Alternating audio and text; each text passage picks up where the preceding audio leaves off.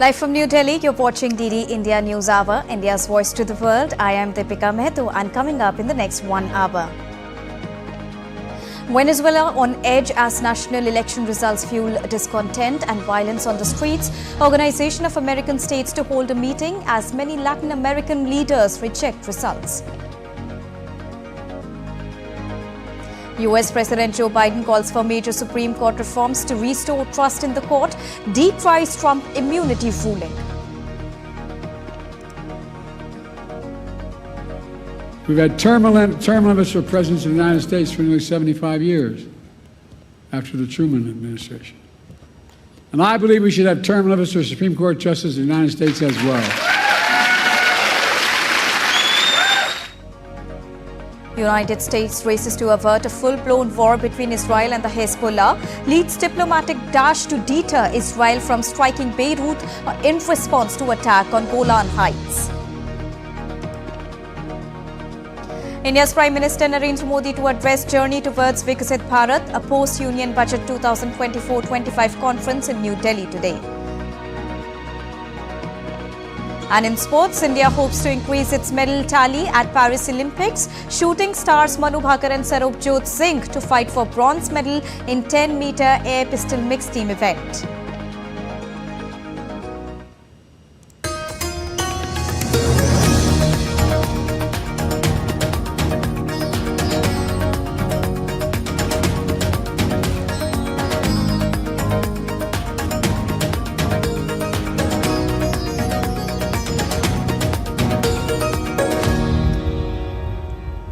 So those were the top headlines of the hour. Now to begin with the top story of the morning. Venezuelan President Nicolas Maduro was officially declared as the winner of disputed presidential election on Monday. The National Electoral Council announced his victory, granting him a third 6-year term. The president of the National Electoral Council handed Maduro the credentials for his re-election as president for the 2025-2031 term. Addressing at the National Electoral Council ceremony, Maduro denounced efforts to destabilize the country and vowed to show no weakness to those who are planning to harm Venezuela's democracy.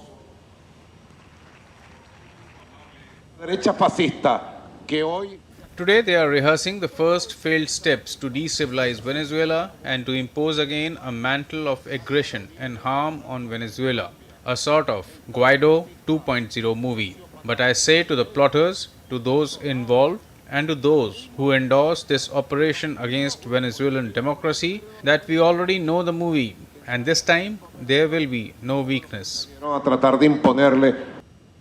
Thousands of protesters took to the streets of Caracas on Monday to express their discontent with Nicolas Maduro's recent victory in the presidential elections in Venezuela.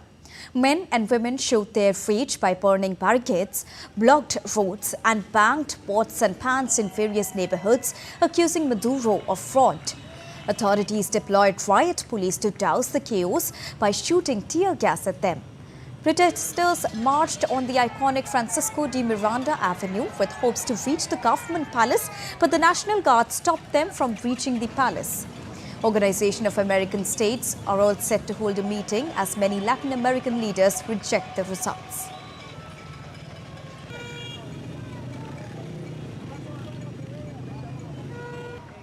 And United Nations Secretary General Antonio Guterres called for complete transparency in Venezuela's election and encouraged the timely publication of election results and a breakdown as well by the polling stations. The UN chief called on political leaders and their supporters for moderation and said all electoral disputes should be addressed and resolved peacefully. Secretary General commends the Venezuelan people for their determination to express their will peacefully through the ballot box. We have taken note of the announcement made by the electoral authorities, as well as concerns expressed by political actors and members of the international community. The Secretary General calls for complete transparency and encourages the timely publication of the election results and a breakdown by polling stations. The Secretary General trusts that all electoral disputes will be addressed and resolved peacefully and calls on all Venezuelan political leaders and their supporters for moderation. And leaders across the American and beyond reacted to Venezuela's electoral authority's announcement just after midnight on Monday that President Nicolas Maduro has won a third term in his office. Latin American national Panama put its diplomatic relations with Venezuela on hold. Panama's President Jose Raul Mulino said the country will withdraw its diplomatic personnel from the country until a full review of Sunday's presidential election results is conducted. On the other hand, Argentina's President Javier Milei also posted a video on social media site on Monday saying that the fraud that the dictator Nicolas Maduro has carried out and perpetrated is nothing more or less than a Pyrrhic victory. 9 Latin American governments will call for an emergency meeting of the Organization of American States Permanent Council. The governments of Argentina, Costa Rica and Dominican Republic, Ecuador, Guatemala, Panama, Paraguay, Peru and Uruguay expressed profound concerns over 28th of July elections.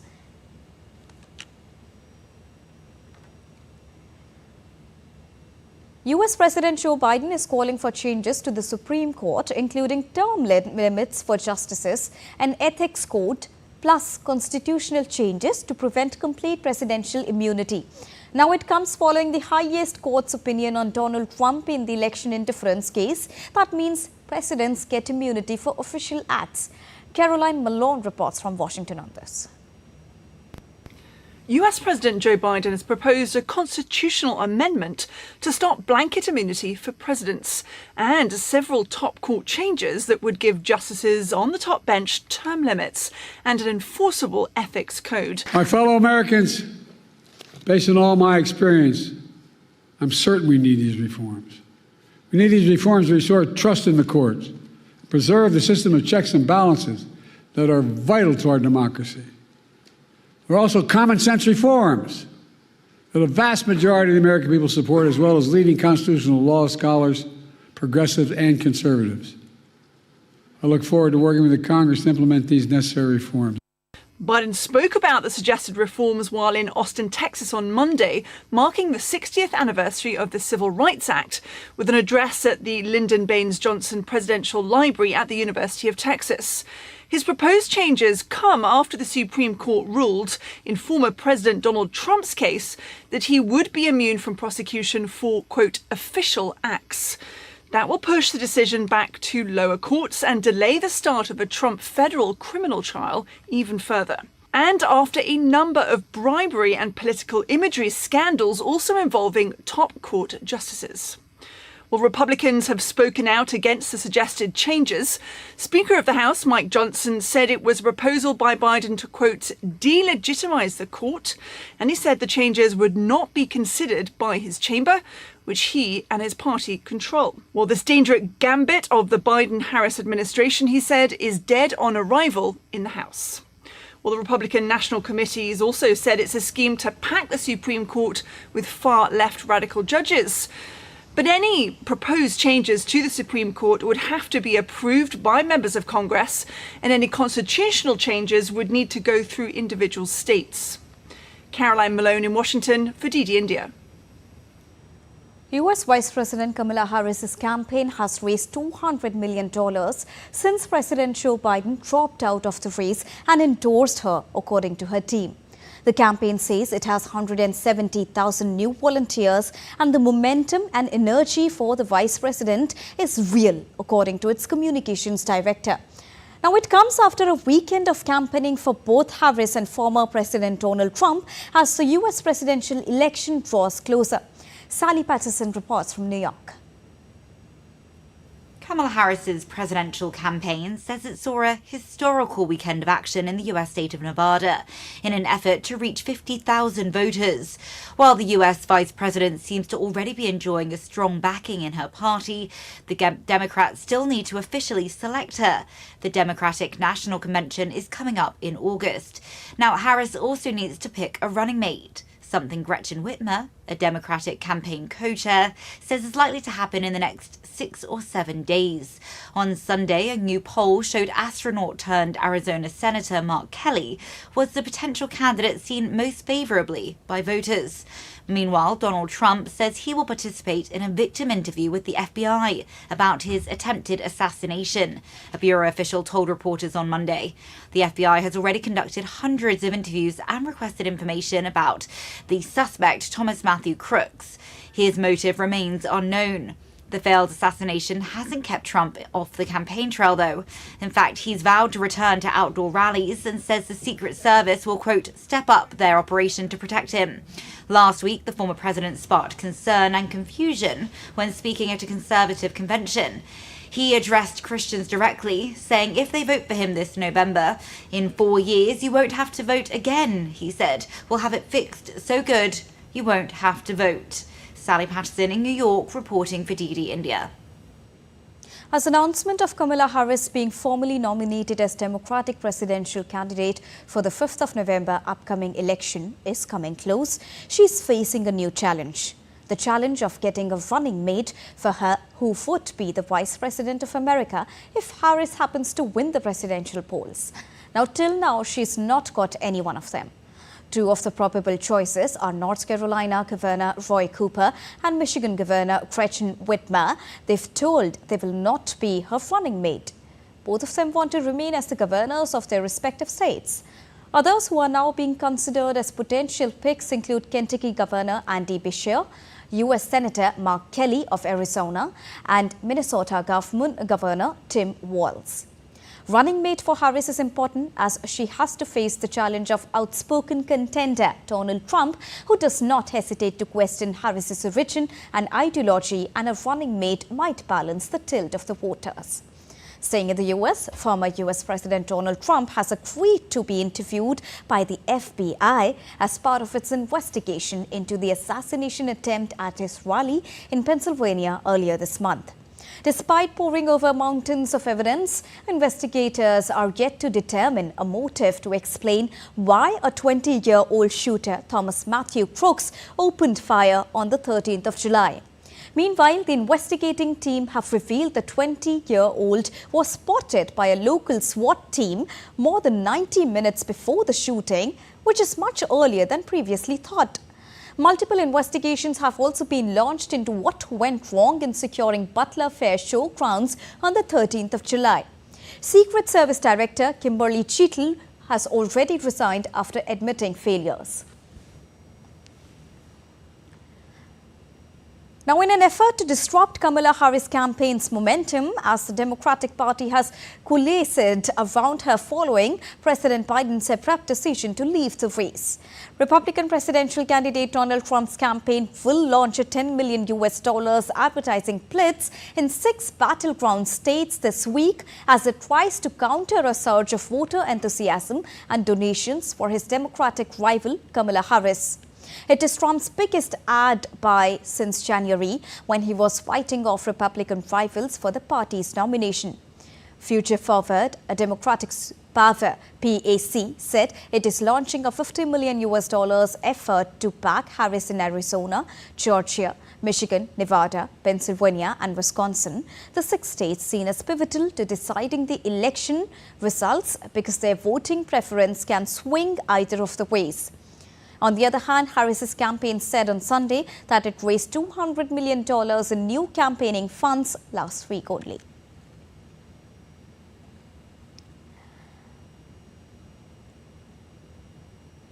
Time to take a short break. We'll be right back, but still to come on the other side. Russian forces made slow but steady gains as fierce battles continue in Ukraine's eastern Donetsk region.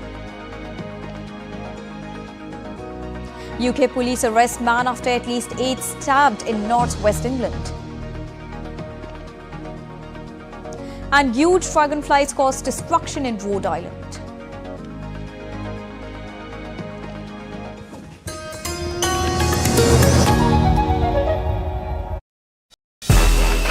This summer, the world turns its eyes to Paris, and DD India brings you every heartbeat, every victory and every story. Introducing our special coverage of the Paris Olympics. Experience the passion, the drama and the triumphs. with exclusive reports, expert analysis and up-to-the-minute updates. Join us as we bring the spirit of the Olympics to your screens. Get ready for the ultimate sporting extravaganza on DD India. DD India presents Champions Day Paris, only on DD India, every day at 6:30 p.m. IST, 1 p.m. GMT.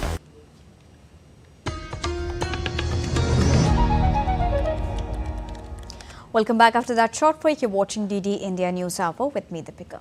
Now, fierce battles continue in Ukraine's eastern Donetsk region, where Russian forces have made slow but steady gains. Moscow says it captured a village on Monday as its forces continue to push westward towards Pokrovsk. The Ukrainian president has described the fighting in the area as extremely challenging. Megumi Lim has more from Kyiv. Russia's defense ministry said on Monday its forces had taken control of the village of Vovcha in Ukraine's eastern Donetsk region.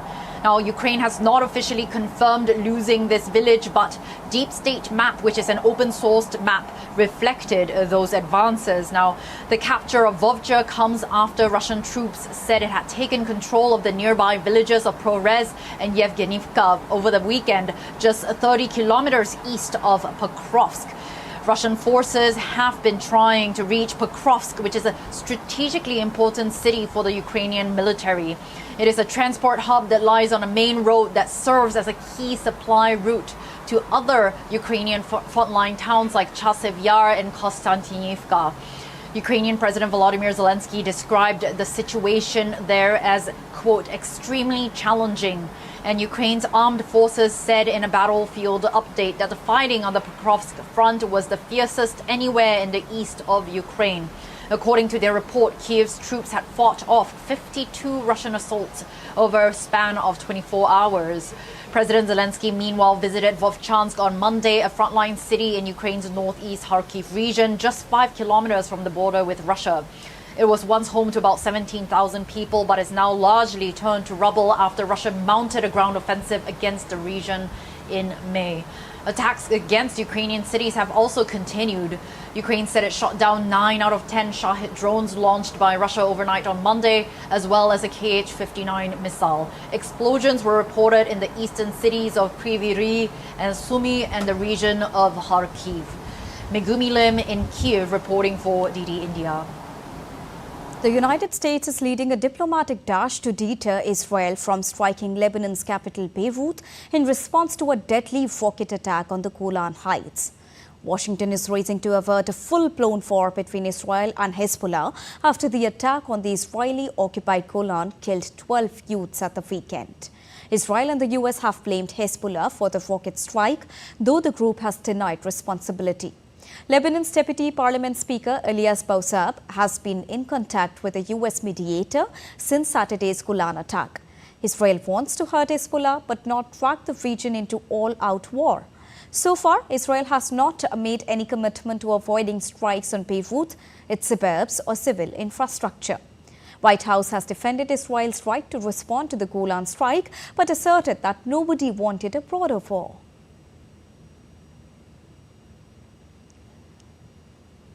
Australian Foreign Minister Penny Wong will meet her South Korean counterpart Cho Tae-yol in Seoul. The two leaders will review the progress implementation of the outcomes from their 2+2 meeting, which was held in the month of May in Melbourne. Wong is visiting the Asian nations after attending the Quad meeting, which was held in Tokyo. Wong will also visit the UN Command's building in the Joint Security Area with the demilitarized zone, which she called as an enduring symbol of international cooperation in addressing North Korea's challenge to security and stability. And now to discuss more on this, I'm joined by DD India correspondent Chris Gilbert. Chris, a very good morning from India. When we talk about Penny Wong, she's expected to visit the UN Command buildings in the Joint Security Area within the demilitarized zone, which is also being seen as an enduring symbol of international cooperation. Chris, how do you look at the deepening relations of both the nations here with this move?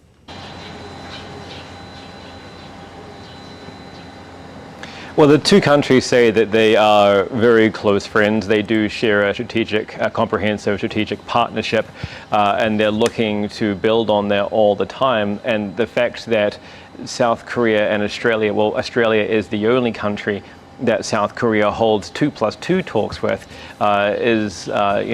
it does gesture towards the nature of that relationship. As you mentioned, they last held 2+2 talks in May in Melbourne. And that was largely centered around the prospect of South Korea joining the second pillar of AUKUS. Now, that's the trilateral agreement between Australia, the UK, and the US aimed at, primarily delivering nuclear submarines to Australia. And that's the first pillar of AUKUS. The second pillar would be cybersecurity and participation in preparing for technological warfare. Now, that's the level which AUKUS members are considering introducing South Korea at. South Korea is interested in also acquiring nuclear submarines as well, but that has been shot down by the US at this time. Now, this is not a 2+2 meeting. The defense ministers are not there. This is a foreign ministers meeting, but it is expected to address security issues. As you mentioned, she is visiting the DMZ. South Korea has its own issues, obviously, with the instability on the Korean Peninsula to address, and there are also economic matters at stake for both of the countries as well. Apart from this, Chris, what are the major events which we are expecting to unfold throughout her visit?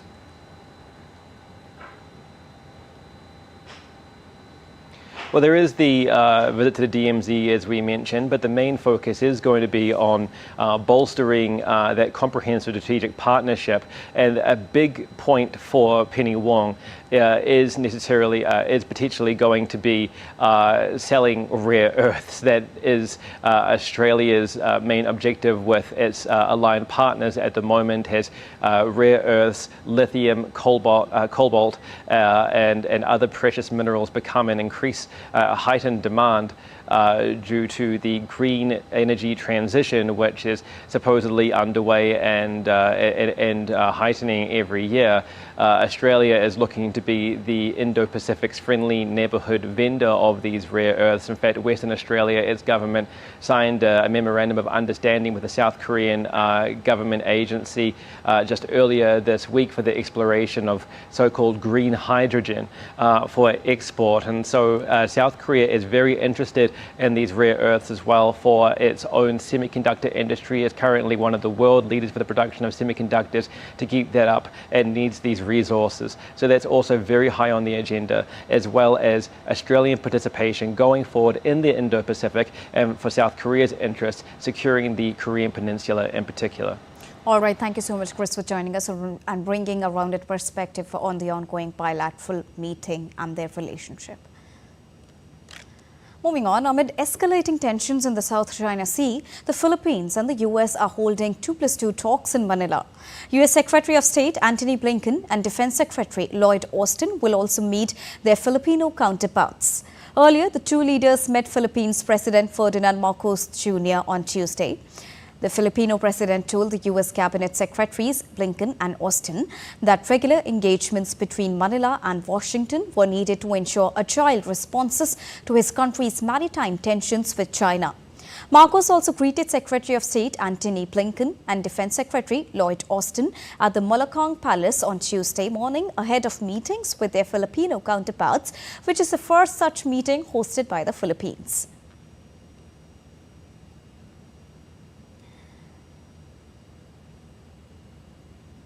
And I'm joined by DD India's Laura Westbrook to discuss more on this. Laura, when we talk about the Philippines and the United States, which are all set to hold a 2+2 dialogue between their foreign and defense ministers in Manila, what are the expectations of both the nations from this particular meeting? Laura.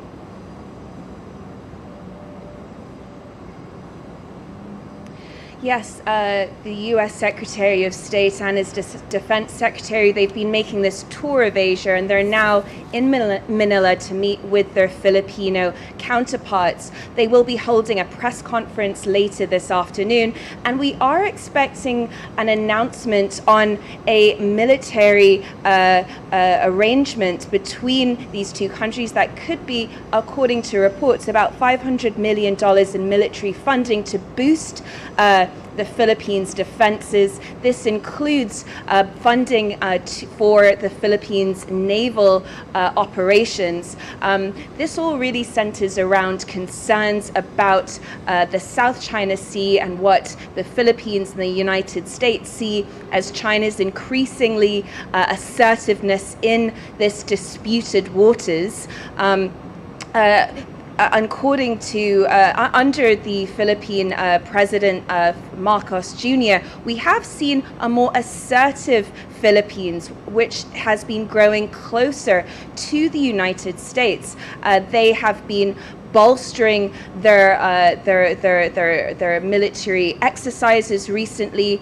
In May, we saw these joint military exercises between the United States and the Philippines, which for the first time ever took place in the 12 nautical miles outside the Philippines' territorial waters, and they simulated retaking islands facing the South China Sea and Taiwan. So we are expecting an announcement later today, which will be about military spending as these two nations grow closer together and what they see in the face of a growing assertive China.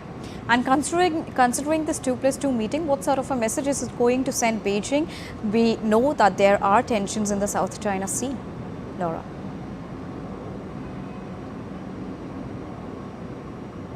Yes, tensions in the South China Sea between the Philippines and China have been growing more frequent and more combative. They actually, the most recent, one of the most the fiery clashes was on June 17th when in the disputed Second Thomas Shoal we saw some Philippine sailors being injured, and this was seen by many to be a real escalation in these encounters between the Philippines and China. Since then, the Philippines and China have signed a provisional agreement to allow resupply missions to Filipino sailors who are on board this beached ship in these disputed waters. And the first resupply mission took place on Saturday without incident.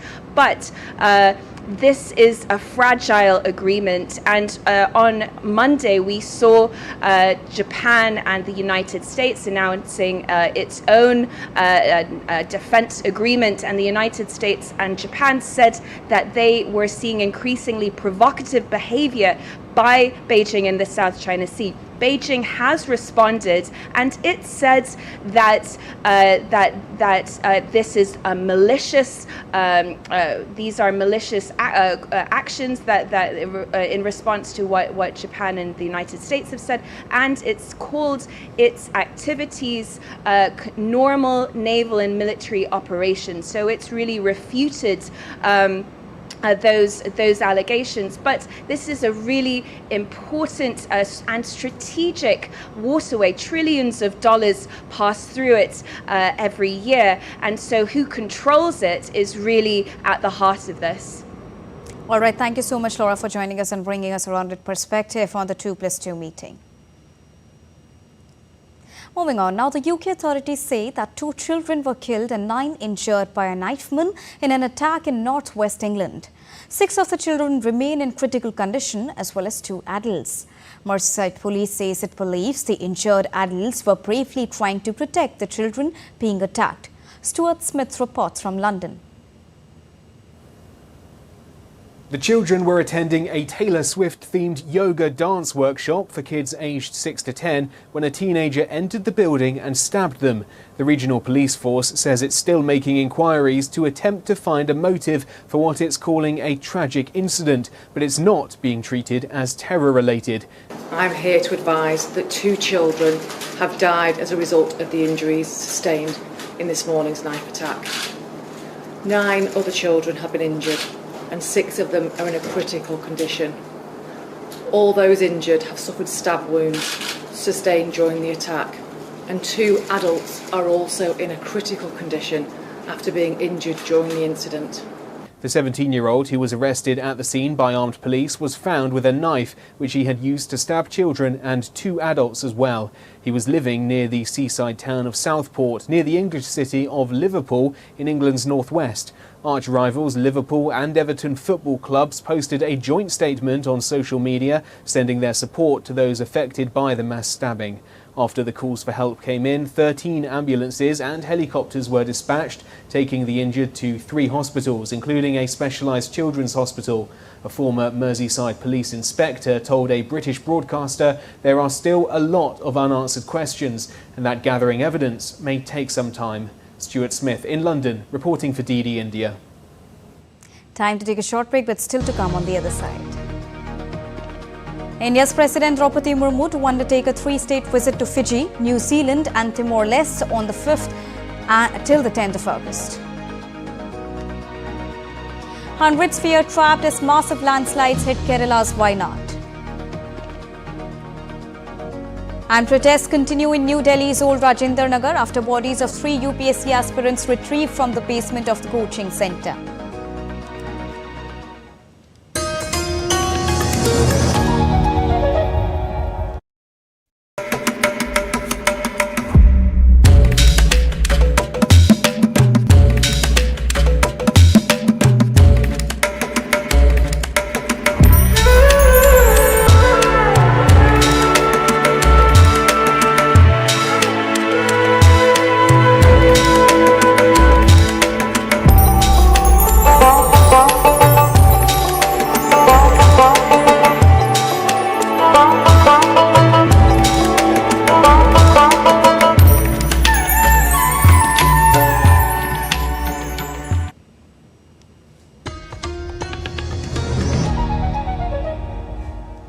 Welcome back after that short break. You're watching DD India News Hour with me, Deepika. Venezuela on edge as national election results fuel discontent and violence on the streets. Organization of American States to hold a meeting as many Latin American leaders reject results. US President Joe Biden calls for major Supreme Court reforms to restore trust in the court, decries Trump immunity ruling.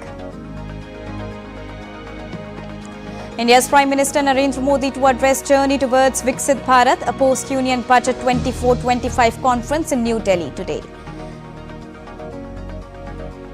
And India's hopes to increase its medal bout at Paris Olympics. Shooting stars Manu and Sarabjot Singh all set to fight for bronze medal in 10-meter air pistol mixed team event. So that was a quick recap of the top headlines of the hour. Now, President of India, Draupadi Murmu, will undertake state visit to Fiji, New Zealand and Timor-Leste on the 5th till the 10th of August. President Draupadi Murmu will be visiting Fiji on the 5th and 6th of August at the invitation of a Fiji counterpart. This will be the first ever visit by a head of state from India to Fiji. On the second leg of her visit, President Draupadi Murmu will visit New Zealand on 7th and 9th of August. During her visit, she will be holding several bilateral meetings. The visit will also provide further impetus to India-New Zealand bilateral relations. President Draupadi Murmu will then undertake Democratic Republic of Timor-Leste visit on the 10th of August. India's Prime Minister Narendra Modi will address the inaugural session of a post-budget Union Budget Conference here in New Delhi on Tuesday. The conference titled Journey Towards Viksit Bharat, a post-Union Budget 24-25 conference, is being organized by the Confederation of Indian Industry. The conference is aimed at presenting the outline for government's larger vision for growth and industry's role in this endeavour.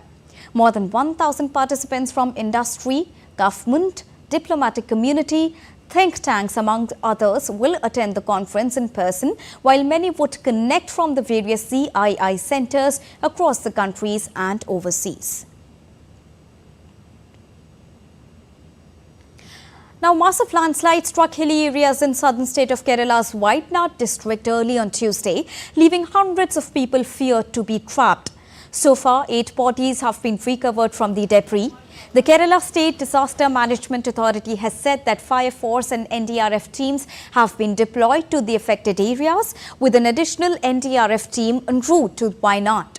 Two teams of Kannur Defence Security Corps have also been instructed to move to assist in the rescue efforts. State Chief Minister Pinarayi Vijayan, in a statement issued by his office, said that the operations will be coordinated and the state ministers will reach the hilly district to lead the rescue activities. And DD India's Ajay Joy joins us from southern India's Thiruvananthapuram. Ajay, not a very good news from Wayanad. What is the current rescue operation situation there? We are also learning the fact that rainfall is currently creating hindrance in the rescue operation. What more are we tracking from there, Ajay? Yes, as you said, the rescue operations are still going on, and the unfortunate news is that where the landslide really happened, the Mundakai Hills areas, rescue team is yet to reach there. The bridge that was the only access point has been washed away in the landslide. So the team is yet to reach the epicenter of the landslide. And so far, the bodies retrieved from the debris and the flow, the number has increased to 8, as it was mentioned earlier. And now many more are feared trapped inside the debris, especially the upper part of this landslide area. And this landslide happened in 2 hills, basically. The first hill is Mundakai Hills, and the second one is Churalmala Hills. Churalmala Hills has a comparatively larger settlement of the tea estate workers.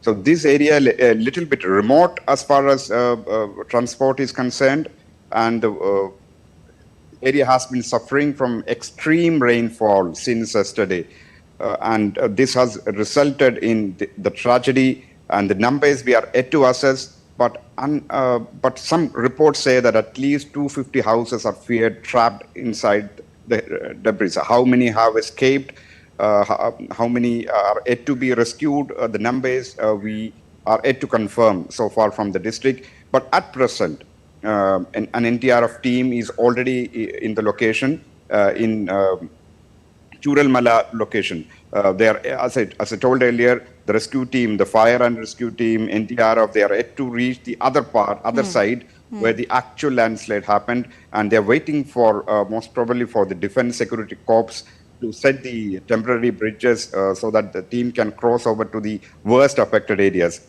And we could hear some conversation with a resort owner whose resort is located inside the main affected area, saying that many people have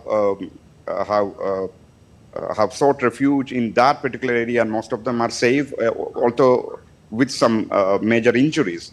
But unfortunate fact is that medical attention is yet to reach this place.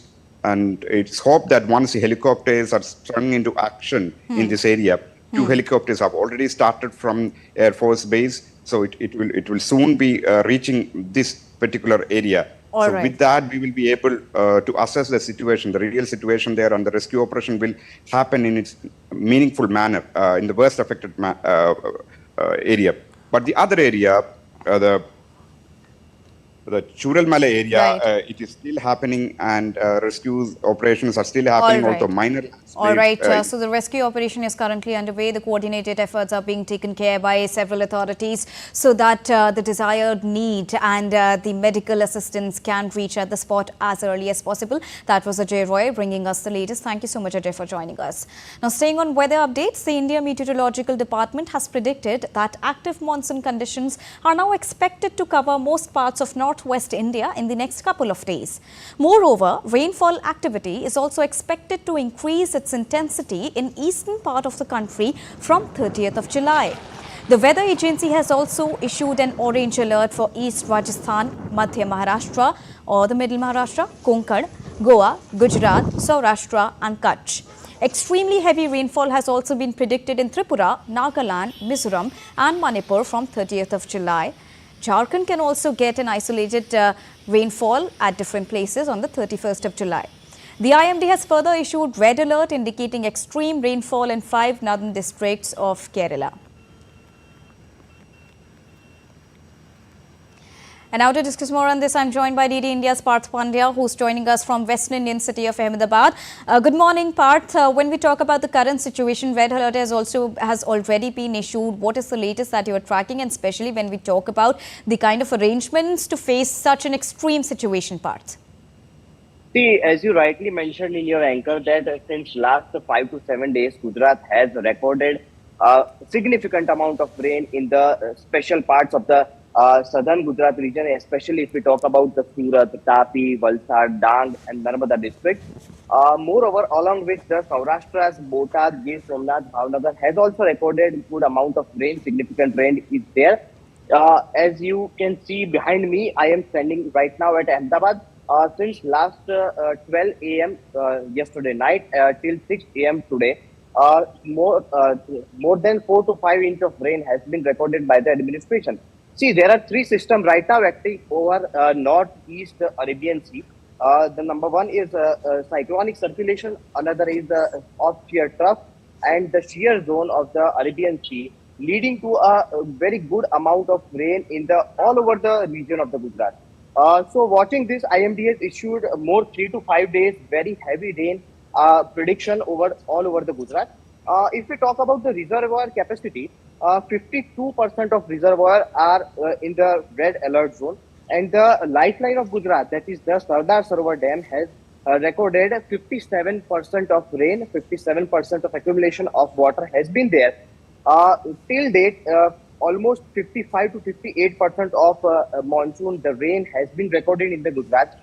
2 teams of NDRF has been deployed. The one team is in Surat, the circumference of the southern Gujarat region.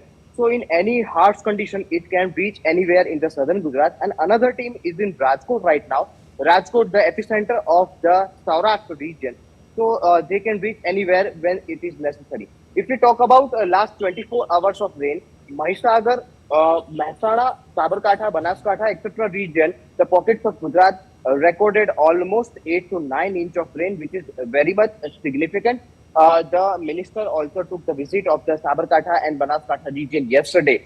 So yes, we can say a good amount of rain has been recorded in the Gujarat. And the last point I want to add is that the commuter, the farmer and the youth are very happy because there is a good amount of rain, there is good amount of water, so they can harvest very easily and good crops will be there in the future. And youth is relieved from 46 to 48 degree of heat in the Gujarat since last 2 months.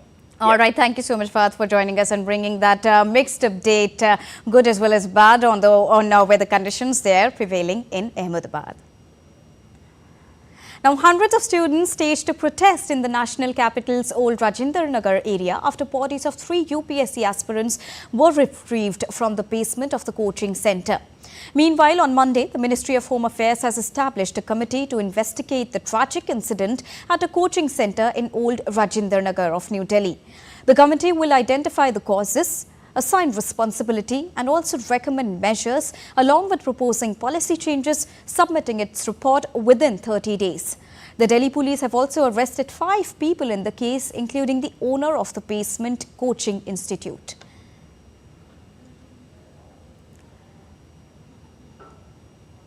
A Hafra-Mumbai passenger train has derailed in the Indian state of Jharkhand in the early hours of Tuesday.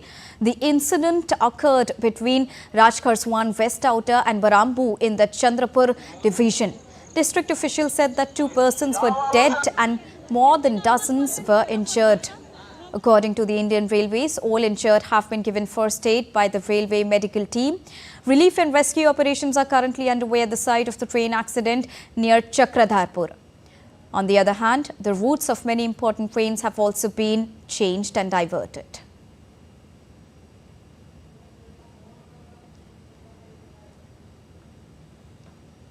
In other news, a massive dragonfly swarm descended near Miscoamkit beach in westerly Fort Island, creating a scene of unexpected chaos. Beachgoers and locals were caught off guard as thousands of dragonflies filled the air, darting in every direction.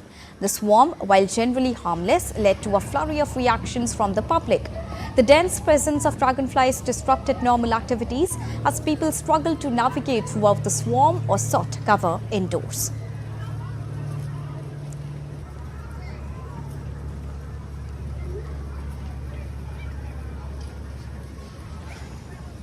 And now let's get you all the latest from the world of business. McDonald's global sales fell for the first time in nearly 4 years in the second quarter as inflation fury consumers kept eating out or choosing cheaper options. The company said it's working on fixes like meal deals and new menu items, but it also expects same-store sales to be down for the next few quarters. Outlets open for at least a year saw sales fall 1% over the April-June period as compared with a year earlier, the first such decline since the pandemic.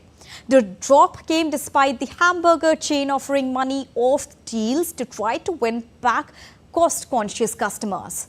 McDonald's has been facing a backlash from the customers after raising prices significantly during the COVID-19 pandemic.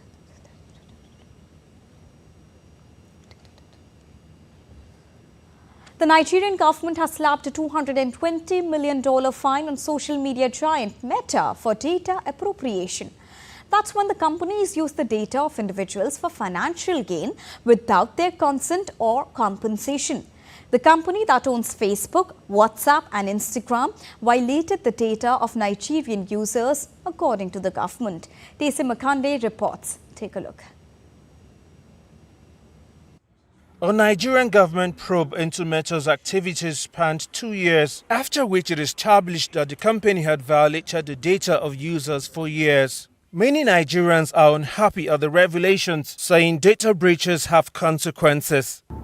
With data, you can literally cripple a nation. With data, you can build a nation. With data, you can do almost anything with data. I mean, look at the US elections.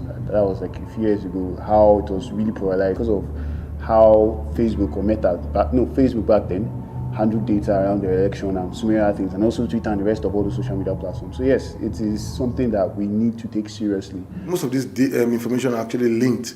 You have phone numbers linked to BVN, phone number linked to NIN.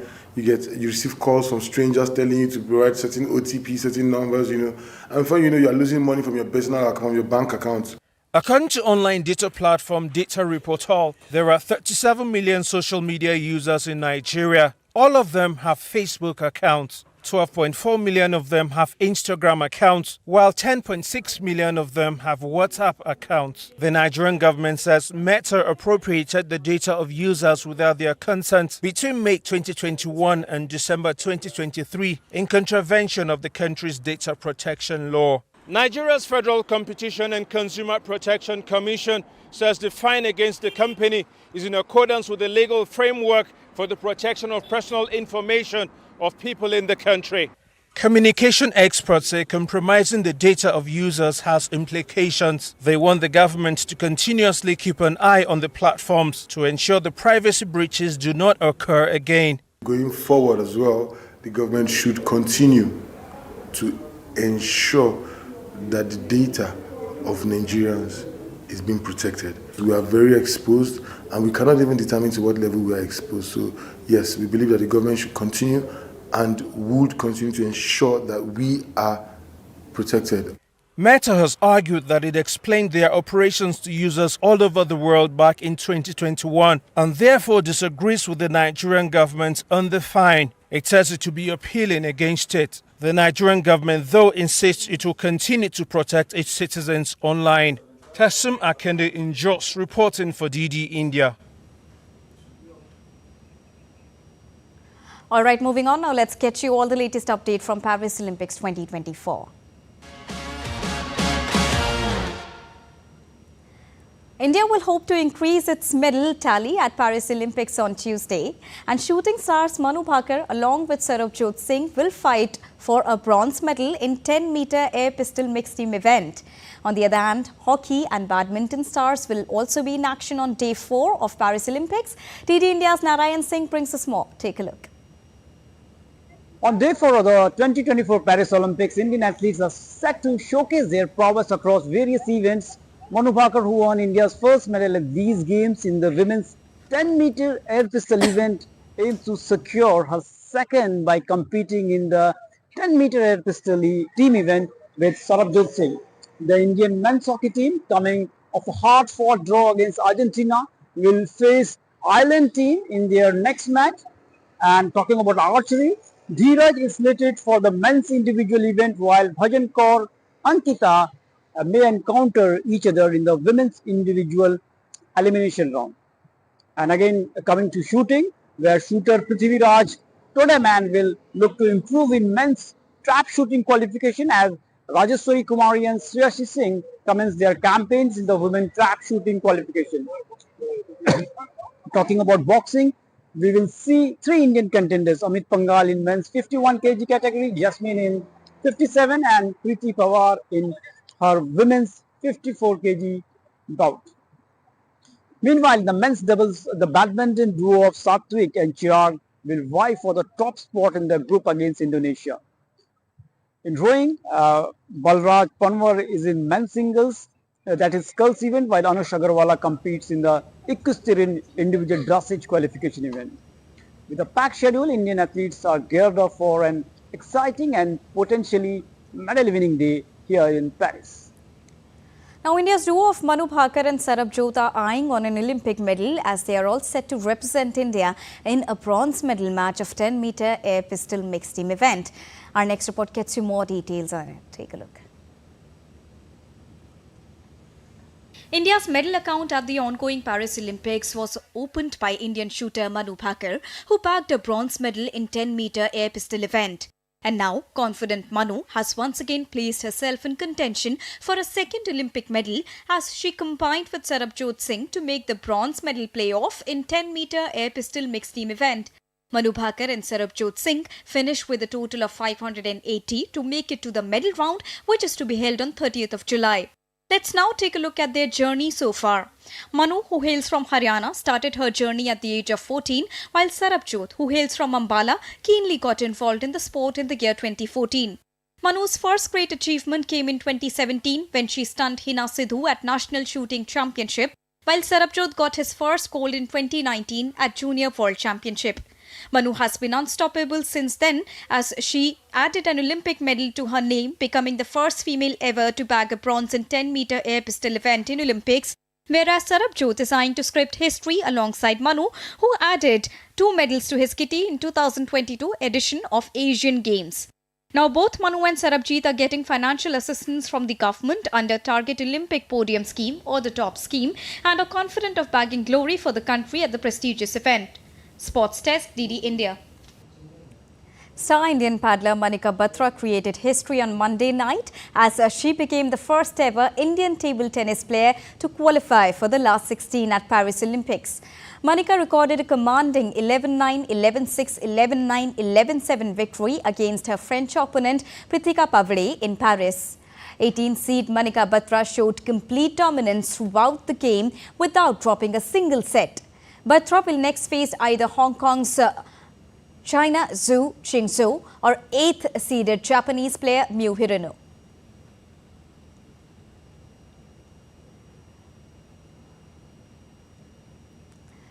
And now to discuss more on this, I'm joined by DD India correspondent Narayan Singh. Narayan, when we talk about India's performance at the ongoing Paris Olympics and the way female athletes are shining, India has already opened its medal account in Paris. How do you see India working up for a double-digit mark here?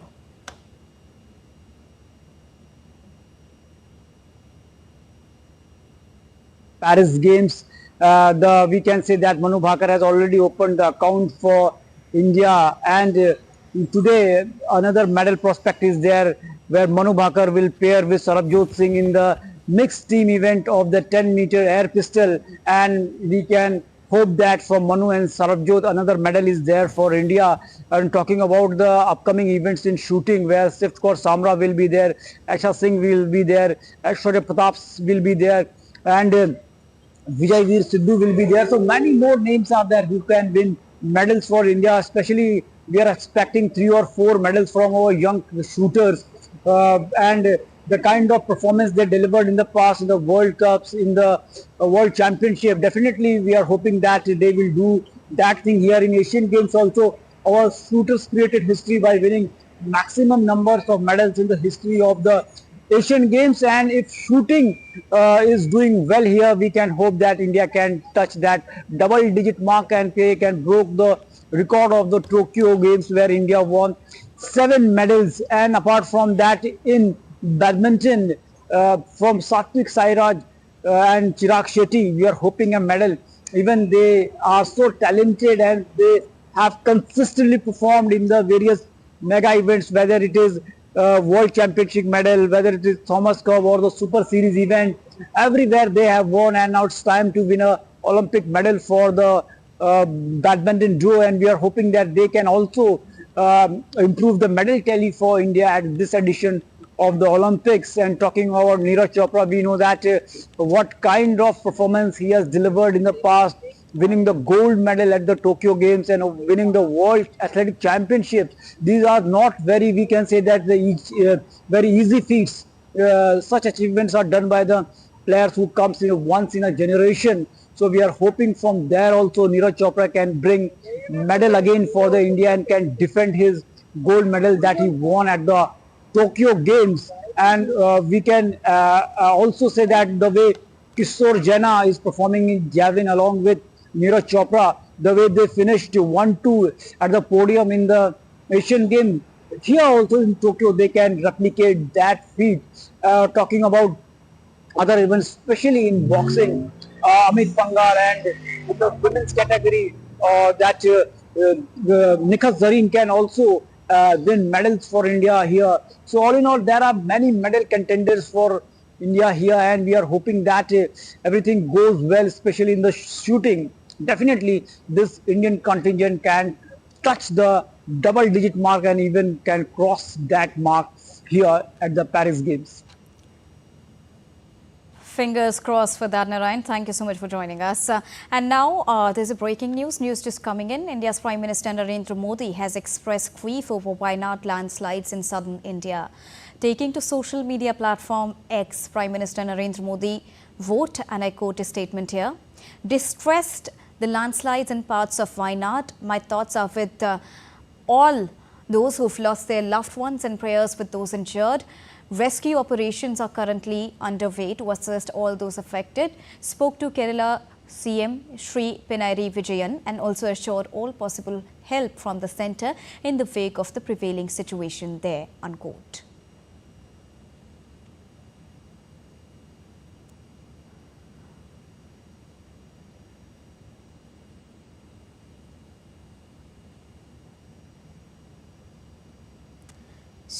So there you can see the visuals of the rescue operation which is currently underway. We also just a few minutes back had a word with our correspondent who told us that the rescue operations is currently underway.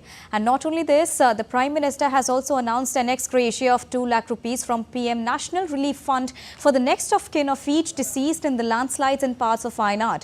The injured will be given 50,000 rupees as well. So this is the latest update that we're tracking for you on the Wayanad landslide situation that has happened in Kerala and Prime Minister's response to this unfolding situation. All right, that's all for this edition of DD India News Hour, but do let us know your thoughts on the news of the day. For those on the go, you can get all the latest news and updates from India and across the world on the DD India mobile app. The app is available on both Android and iOS platforms. Scan the QR code on the screen to download it right now. We'll be back with more news as it breaks here on DD India. I am Deepika Mehta, and from all of us here in New Delhi, thank you so much for watching DD India News Hour. Namaskar.